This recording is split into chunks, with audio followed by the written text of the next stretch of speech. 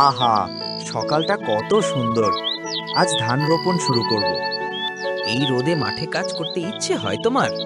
আমি তো আমার শ্রমিকদের পাঠিয়ে দিয়েছি। নিজের হাতে কাজ করলে মাটির গন্ধে মন ভরে যায় ভাই। হুম, আমি টাকায় সব কিনে নিই, কষ্ট করার দরকার কি? পরিশ্রম ছাড়া ফল মেলে না করিম ভাই।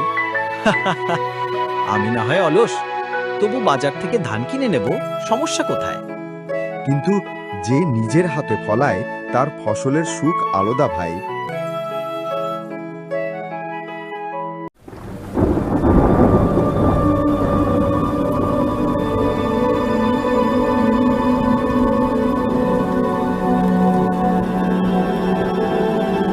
হঠাৎ বৃষ্টি, ঝড়, বিদ্যুৎ।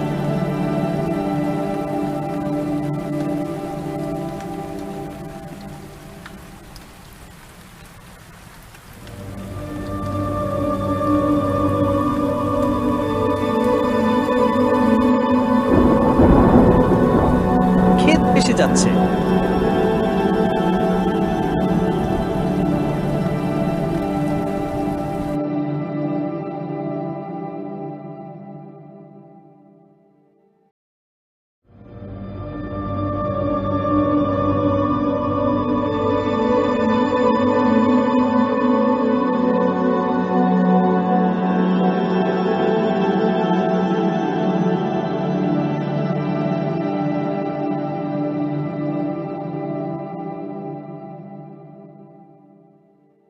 হায়, আমার ফসলগুলো নষ্ট হয়ে গেল, কিন্তু আমি হাল ছাড়ব না।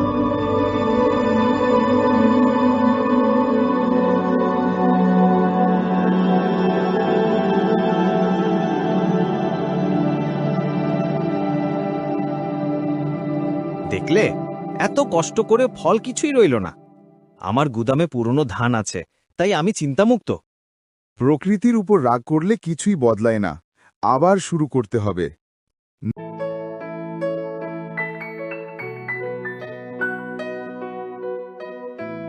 ফলনের সময়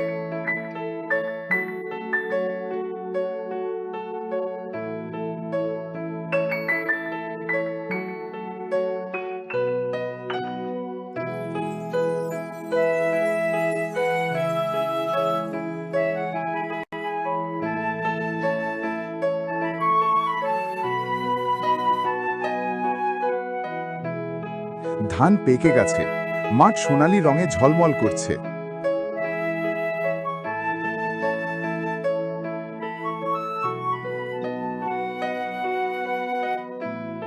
আলহামদুলিল্লাহ, পরিশ্রমের ফল পেয়েছি।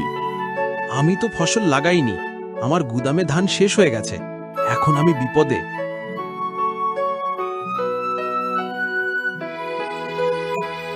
তোমার দরকার হলে আমার ফসলের অংশ নিয়ে যাও। তুমি আমাকে ফসল দিচ্ছ?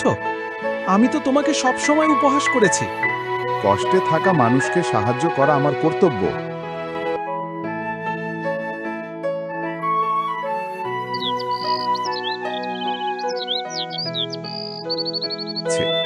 রহিম ভাই, আজ আমি বুঝলাম টাকা নয়, পরিশ্রমই আসল সম্পদ।